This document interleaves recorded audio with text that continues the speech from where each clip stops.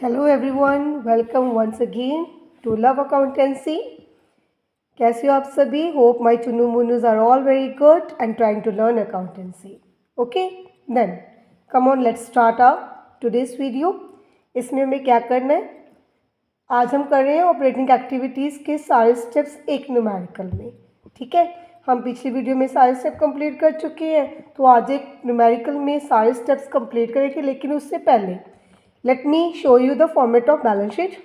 ठीक है, तो कौन सी टर्म कहाँ जाएगी उसको ध्यान से करना। ठीक है, देखो पहले आपको गिवन है इक्विटी एंड लायबिलिटीज। ओके, मतलब आपको पता ही है, आप +2 ऑलरेडी कर रहे हो कि ये कंपनी अकाउंट्स का फॉर्मेट है, that is a vertical format, है ना। तो सबसे पहले you are given equity and liabilities, share holder fund. इसके नीचे 2 टर्म्स है, शेयर कैपिटल एंड रिजर्व्स। तो शेयर कैपिटल को कहाँ शो करेंगे? इन द फाइनेंसिंग एक्टिविटीज़ जो अभी हमें करनी है। ठीक है, इसको ऑपरेटिंग में कुछ नहीं करना फिलहाल। रिजर्व्स एंड सरप्लस, ओके, इसको कहाँ लेके जाएंगे? Operating activities first step. ठीक है, रिजर्व्स एंड सरप्लस में प्रॉफिट गिवन होएगा, रिजर्व्स गिवन होंगे, है ना। तो दोनों को कहाँ पर शो करना है? In the operating activity first step. Long term borrowings, again financing activity. ठीक है, याद है 3 होते हैं ना total. 1 is operating, second is investing, third is financing, है ना। तो शेयर कैपिटल और लॉन्ग टर्म बोरिंग ये दोनों फाइनेंसिंग का पार्ट है, लेकिन इसका डिविडेंड, इसका इंटरेस्ट अगर गिवन होगा तो वो ऑपरेटिंग में जाएगा। Current liabilities, that is a part of third step. Trade payable, operating activities third step. Then short term provision for tax, again operating activities first step. ठीक है, tax paid of previous year fourth step. ठीक है, okay, इसको साथ में लिख लेना, क्योंकि मोस्टली जो प्रॉब्लम मैं देख रही हूँ स्टूडेंट्स को फेस करनी पड़ रही है वो क्या है कि मैडम ये नहीं पता लगता कि कौन सी चीज़ कहाँ से मिलेगी, है ना। तो मेरे स्टूडेंट्स की तो यही प्रॉब्लम है। क्लियर? तो अगर आपको ये चीज़ क्लियर हो जाएगी कि बेटा जी ये यहाँ पर जाएगा, रिजर्व्स कहाँ पर जाएगा, है ना। अगर ये चीज़ की मुझको क्लैरिटी है तो मुझे बार बार चीज़ों को ढूंढना नहीं पड़ेगा।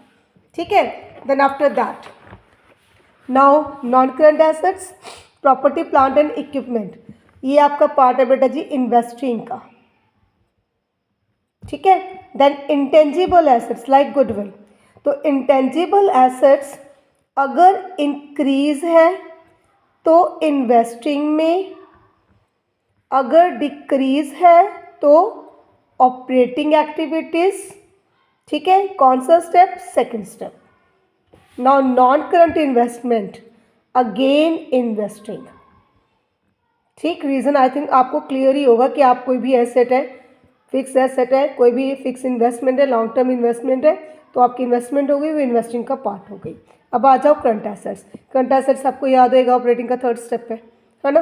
तो बेटा inventory operating third step, trade receivable operating activity third step, cash and cash equivalents आपको बोला था बिल्कुल लास्ट में ट्रीट करेंगे। अब ये क्या है? ये नोट्स टू अकाउंट्स के बना है आपको। ठीक है, तो उसी की डिटेल है जो ऑलरेडी आप कर चुके हैं। जैसे पहले प्रॉपर्टी प्लांट एंड इक्विपमेंट, है ना, ये रहा आपका प्रॉपर्टी प्लांट एंड इक्विपमेंट। तो उसकी कॉस्ट वैल्यू क्या है? Accumulated depreciation. ठीक है, तो मशीनरी तो एज इट इज़ आप इन्वेस्टिंग में ही डालोगे। ओके, वहाँ से नहीं, अब हम इसको यहाँ से लेंगे।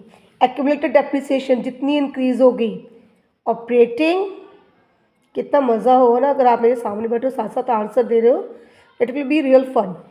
ऑपरेटिंग के सेकंड स्टेप में, reason because it is a non cash item.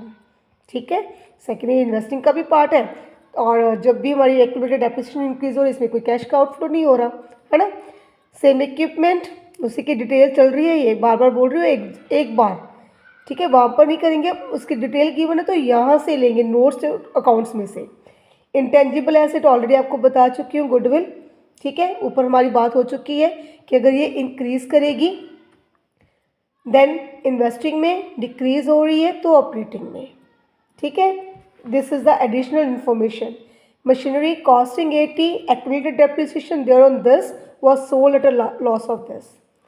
ठीक है, तो एक्यूमुलेटेड को डालते हैं ऑपरेटिंग में, लॉस को डालते हैं अगेन ऑपरेटिंग में, मशीनरी कितनी आई कितनी गई वो जाएगा आपका इन्वेस्टिंग में, परचेज और सेल। ठीक है, तो ऑपरेटिंग में just depreciation then loss, in case there is profit then profit. ठीक है, अब ध्यान से सुनो मेरी बात, जब भी आपको बेटा जी कोई एडजस्टमेंट गिवन हो, मैंने कल क्या बोला, तीन तिगाड़ी काम बिगाड़ी, है ना, तो कोई तीसरी चीज़ कोई एडजस्टमेंट ऐड हो गई साथ में, तो हमको क्या करना पड़ेगा बेटा, हमको अकाउंट बनाना पड़ेगा। ठीक है, तो अब आप क्या करोगे, आप अकाउंट बनाओगे, कौन सा, एक तो एक्यूमुलेटेड डेप्रिसिएशन का, सेकंड आप बनाओगे मशीनरी एसेट अकाउंट का। ठीक है, तो फिर से वही बात है कि जिन्होंने +1 ध्यान से की है उनको याद होगा कि दोनों अकाउंट कैसे बनते हैं। ठीक, so let's start now first preparing the accounts of both. पहले दोनों का अकाउंट सीख लेते हैं। ठीक है बेटा, जब आप इसका अकाउंट सीख जाओगे तो इन्वेस्टिंग एक्टिविटी बहुत ही ईजी हो जाएगी, because this is the major portion of investing and the most important thing also. जिसको ये दोनों चीज़ें आ गई, अकाउंट बनाना इन्वेस्टिंग बिल्कुल ईजी हो गई। ठीक है, बहुत कम टाइम लगेगा आपको उसको कंप्लीट करने में। Okay, so now let's start. Now what you are given is machinery 2,80,000, 2 lakh previous year, current year, the depreciation, okay, the remaining value. Machinery costing 80, accumulated depreciation 20,000, was sold at a loss of ₹80। तो पहले accumulated depreciation का account बना रहे हैं। अभी trial balance फिर से याद होगा, है ना, प्रोविज़न का बैलेंस ऑलवेज याद है ऑन क्रेडिट साइड। ठीक है, तो first of all by balance brought down, कल बनाया था ना provision for tax account, same. ठीक है, opening balance on credit side, closing balance on debit side, जितनी भी प्रोविज़न इंक्रीज होगी bye statement of profit and loss account, this is the new provision। ठीक है, और जो एसेट सेल की उसकी depreciation to asset account, depreciation on asset sold. ठीक है, मे बी आपको जनरल एंट्री भी याद हो। चलो, opening balance 80,000, closing balance 1 lakh, 1 lakh, इस एसेट की depreciation 20,000, 20, balancing figure total is 1,20,000 minus 80,000, 40,000 is the remaining balance. ठीक है, इन केस आपको अकाउंट बनाना पड़ गया, है ना, तो अब आपका ऑपरेटिंग में कौन सा अमाउंट जाएगा, दिस वन, इसको आप लिखोगे ऑपरेटिंग एक्टिविटीज़ के कौन से स्टेप में, या सेकेंड स्टेप। ठीक है, इसको डाला हमने सेकेंड स्टेप में, because it is a non cash item. ठीक है, डेप्रिसिएशन में कैश का आउटफ्लो नहीं होता, सेकेंडरी इन्वेस्टिंग से भी रिलेटेड है ना। ये हो गया काम। अब आ जाओ बेटा एसेट अकाउंट पे।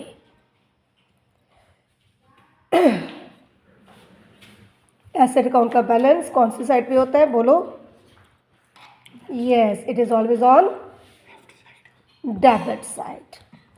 ठीक है, सो अब एसेट अकाउंट का डेबिट बैलेंस है, तो एसेट जितनी इंक्रीज होगी, जितना opening balance, each and everything on debit side. ठीक है, तो एसेट की वैल्यू इंक्रीज हो रही है, एसेट इंक्रीज हो रही है due to 2 reasons, purchase and profit. ठीक है, अब मेरी बात सुनो ध्यान से, मैंने आपको सिर्फ याद रखने के लिए मैंने क्या लिखा, purchase profit, P purchase P profit, P purchase P profit. ठीक है, बट एंट्री कभी भी परचेज वर्ड से नहीं होती आपकी, that is to bank account. ठीक है, फिर से बोल रही हूँ, सिर्फ याद रखने के लिए मैंने परचेज वर्ड लिखा, to bank account, purchase of asset, profit on sale. ठीक है, ये पहले फॉर्मेट दिखा रही हूँ आपको। इस साइड जितनी एसेट डिक्रीज हो रही है, क्यों डिक्रीज होगी, due to sale by bank account, this is sale, decrease हो जाएगी डेप्रिसिएशन से। ठीक है, अगर एक्यूमुलेटेड है तो एक्यूमुलेटेड डेप्रिसिएशन, दोनों में से एक चीज़ होगी।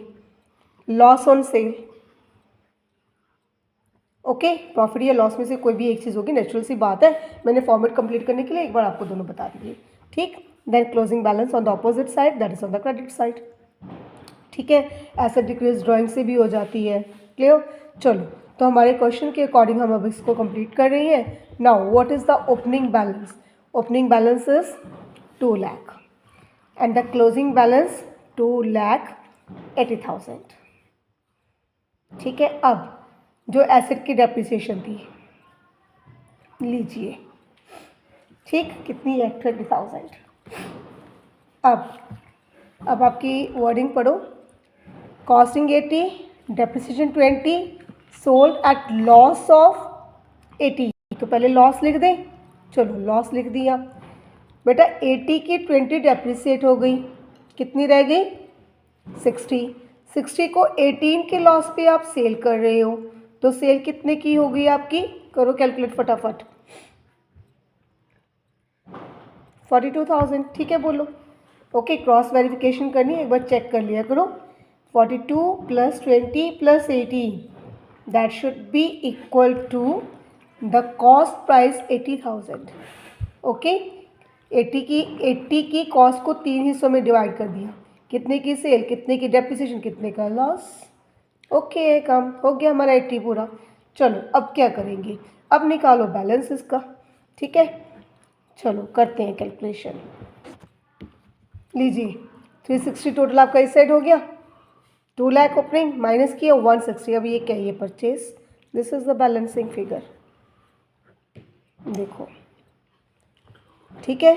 तो इस अकाउंट से आपकी 2 चीज़ें सॉल्व हो गई। आपका इन्वेस्टिंग भी काफ़ी हद तक कवर हो चुका है ना। और आपके ऑपरेटिंग के ये 2 चीज़ें क्या चाहिए इसमें से हमें? एक तो हमें चाहिए डेप्रिसिएशन ओवरऑल, दिस वन, ठीक है। अगर बेटा जस्ट डेप्रिसिएशन गिवन हो, एक्यूमुलेटेड ना हो, इन दैट केस ये अकाउंट नहीं बनेगा, ठीक है। तो आपका जस्ट एसेट अकाउंट होएगा, ओके। और यहाँ पर डेप्रिसिएशन सारी, अगर डेप्रिसिएशन हुई तो ओवरऑल जितनी होगी तो उसको आप यहाँ पर लिखोगे, ठीक है। क्लियर हो गई ये बात? इसको प्लीज़ कहीं पे नोट डाउन कर लो, याद रखना। डेप्रिसिएशन टोटल गिवन होती है, टोटल ही अकाउंट में जाती है। एक्यूमुलेटेड जो एसेट सेल की है उसकी यहाँ पर लिखोगे आप, ठीक है। ऑपरेटिंग में क्या लिखोगे? एक तो ओवरऑल दिस वन, और एक लॉस इन केस प्रॉफिट हुआ तो वो, और इनकी एडजस्टमेंट कहाँ करोगे? ऑपरेटिंग के सेकेंड स्टेप में। इसको भी प्लस करोगे, इसको भी प्लस करोगे, दोनों को, ओके। चलो अब हम नेक्स्ट वीडियो में ये सारे एग्जाम्पल सॉल्व करेंगे, total complete. Good bye till then.